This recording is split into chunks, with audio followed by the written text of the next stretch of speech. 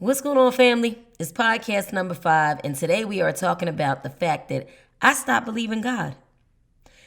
I'm going to be completely transparent as always, and just go into some things that I've been dealing with, because I think that, if we're dealing with things, most often we're not alone in the things that we're dealing with. So it's important to be transparent about what we go through so we can go through these things together, right? It's always easier when it's more than one. So here's where I'm at. God promised me some things. And when he made those promises to me, I was excited. Like, I saw the vision. I understood that God could do it. I knew that God had made a way before, and I knew God would make a way again, right? So as soon as he told me, I was like, yes, I can't wait. I'm so excited. I can see it. Like it's there. I could touch it. It's tangible. I felt that in my spirit. So time goes on, and the longer it takes for this thing to manifest, the less faith I have in the promise that God made me. And I know God is good, and I'm one to talk positive all the time. But if I got to be honest, I started shaking. Like, my faith was wavering. And I got to the point where I stopped believing God. I still believed in God. I still knew that God was God. And I knew that God could do abundantly and overwhelmingly, supernaturally more than I could ever imagine.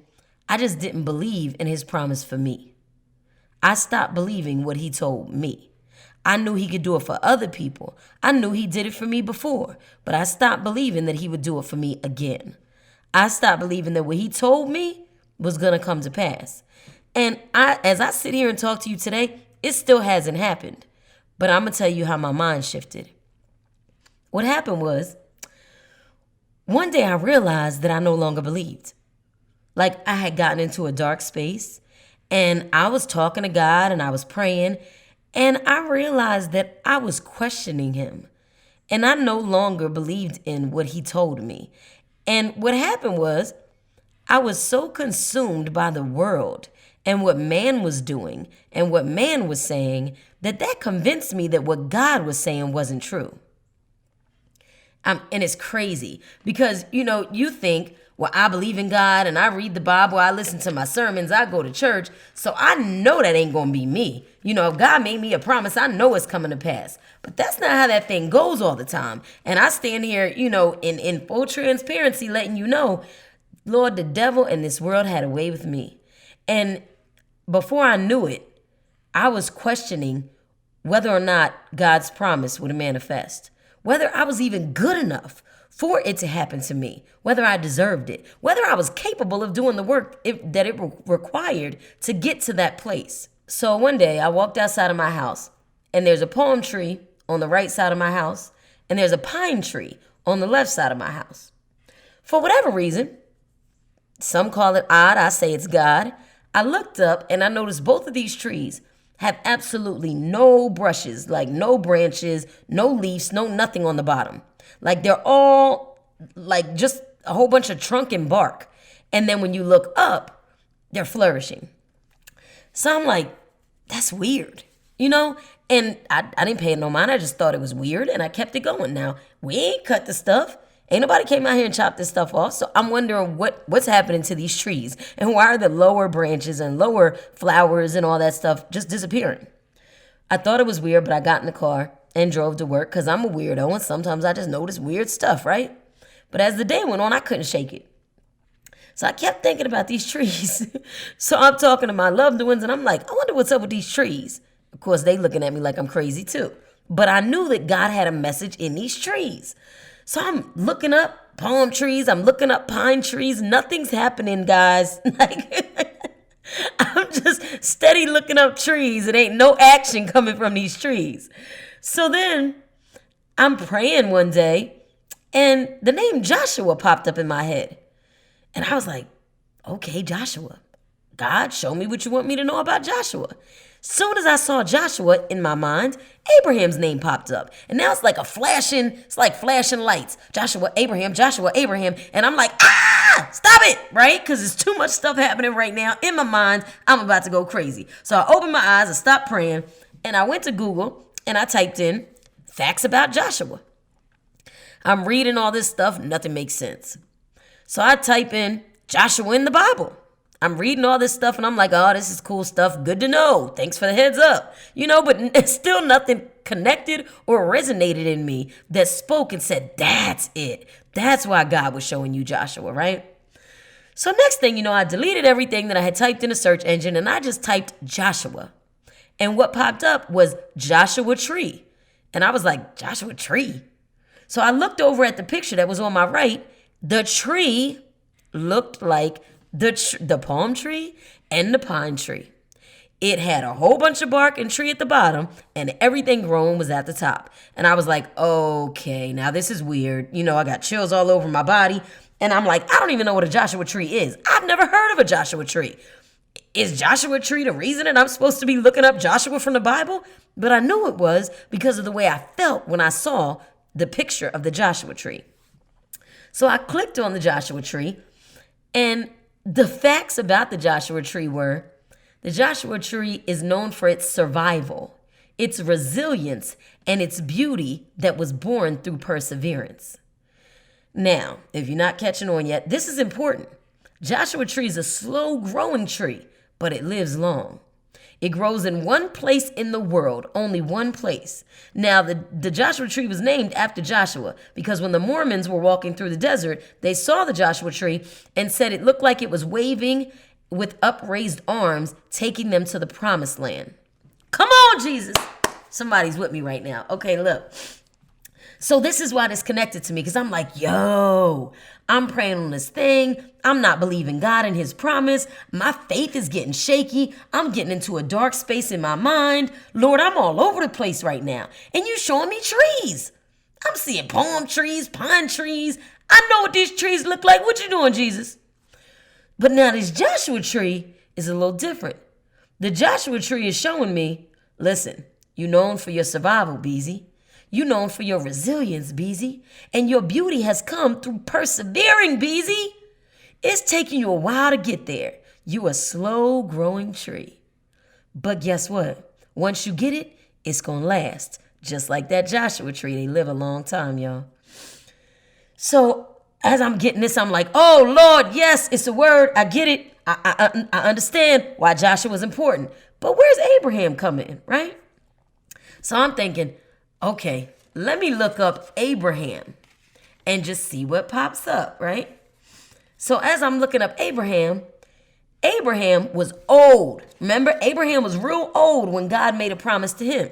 So now we embarking on the promises that God made and how faith played a part in Abraham's story.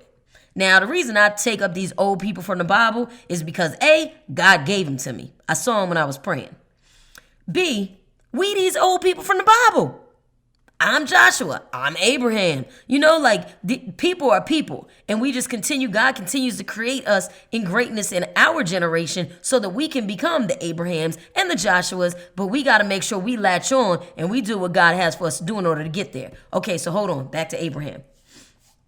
So Abraham was an old man. God made him a promise that he would have descendants as many as the stars in the sky, right?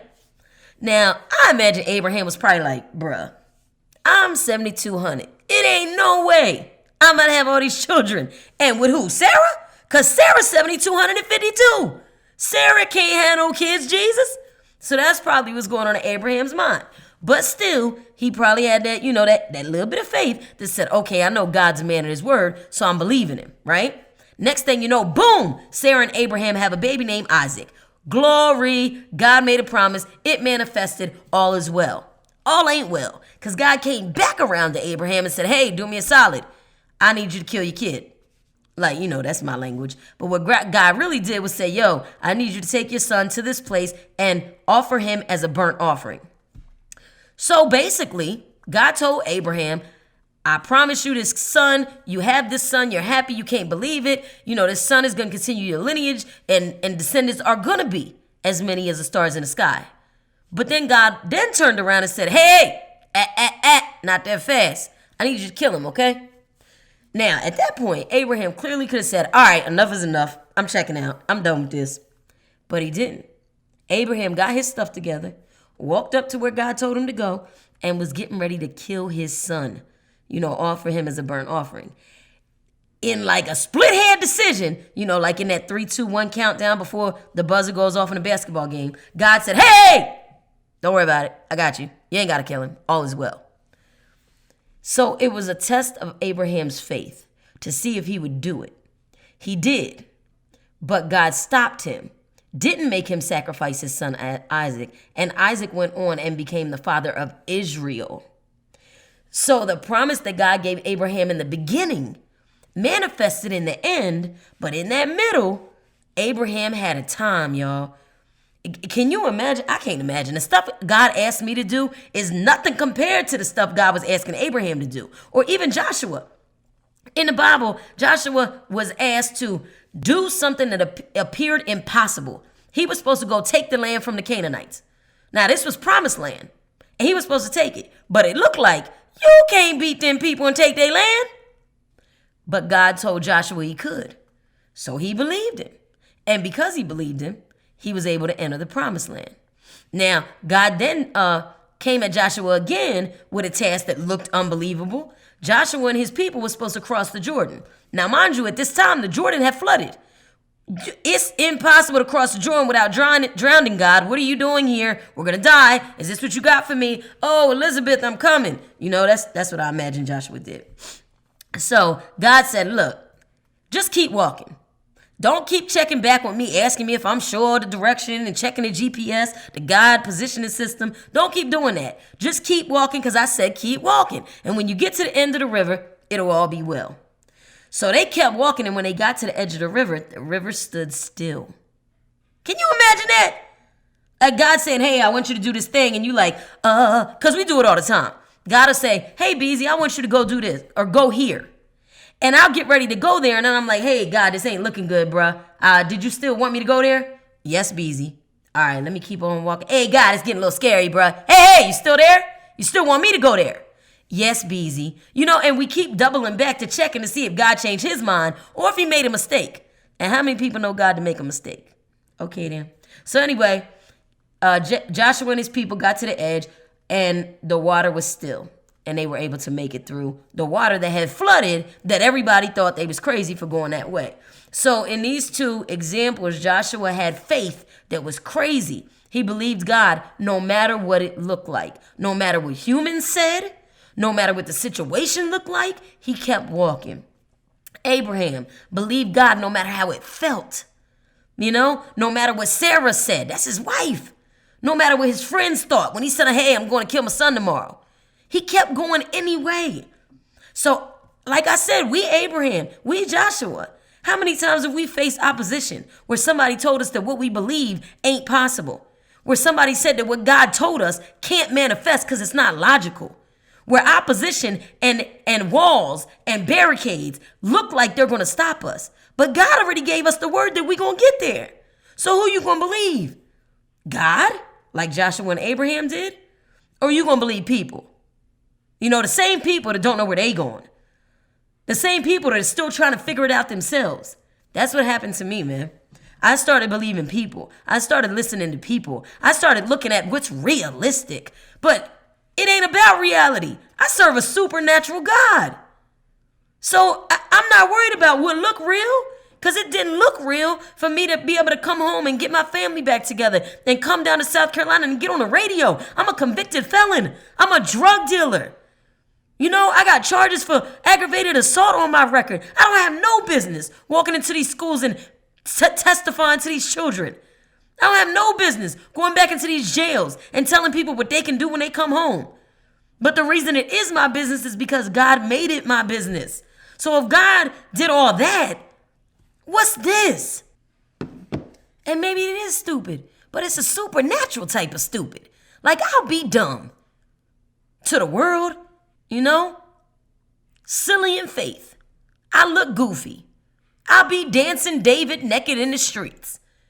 If it means that what God promised me gets to manifest, man, I look like a fool to all of y'all. You can't get so caught up in the world's clock that you forget that everything is on God's time. I was sitting around in this world watching people do wrong and win. And it made me second guess whether or not I was doing it right. God showed me the way. I followed his lead. But watching somebody else convinced me that I was on the wrong track. And it's crazy because when you can see it, there's no fear. I'm going to tell you a story. I had pet lizards, right? Me and my kids would go hiking and we would catch frogs and lizards and bring them home, put them in an aquarium. We'd feed them crickets, all that weird stuff. So we did that, right? So I'm not scared of lizards at all. So the other day, I put my hand in the mailbox, go to pull my mail out, and it's dark. So I feel like this squishy little thing in the mailbox. So I pull my mail out and I'm like, whatever that was, don't feel like mail. Definitely didn't feel like a mailbox. So I take my phone and I light up the inside of the mailbox and it's a baby lizard. I immediately lost it. Ah! Oh my God. I just put my hand on the lizard. Why? Because I didn't plan to touch the lizard. Because I couldn't see the lizard and I was freaked out at the thought of my hand touching something squishy when nothing squishy is supposed to be in there. Now, had the lizard been in an aquarium, had I picked up the lizard off the ground while hiking, it wouldn't have been a thing to me. But because I didn't expect it, it freaked me out. Because I couldn't see it, I lost my mind. And that's the same thing that happens with us. If God says, hey, Beezy, I'm going to go ahead and put a bumper sticker on the back of a car later, you'll see it. When you see it, that's the move. Boom! I'm cool with that. But when God says, hey, the end result is this. Now go.